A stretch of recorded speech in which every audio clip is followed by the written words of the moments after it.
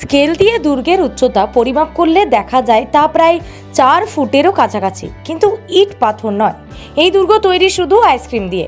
কখনো তার মধ্যে থেকে উকি মারছে কেকের টুকরো, কখনো বা আইসক্রিমের কোন, যা বেশ ভাইরাল হয়েছে সমাজ মাধ্যমে। লম্বা গ্লাসের মধ্যে চকলেট, ভ্যানিলা, স্ট্রবেরি সহ নানা স্বাদের আইসক্রিম ঢালা রয়েছে। কখনো তা বিভিন্ন আকারে কোণে রেখে গ্লাসের মধ্যে রাখা হচ্ছে। ঘটনাটি জাপানের নাগাসাকি সিটির একটি দোকানের।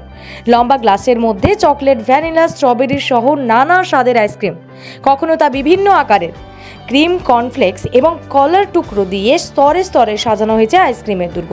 আইসক্রিমের সঙ্গে রয়েছে কেকও। জাপানের নাগাসাকি সিটির একটি দোকান থেকে এই আইসক্রিম পাওয়া যায়। স্কেল দিয়ে দুর্গের উচ্চতা মাপলে প্রায় তা 4 ফুটেরও কাছাকাছি, কিন্তু ইট পাথর নয়।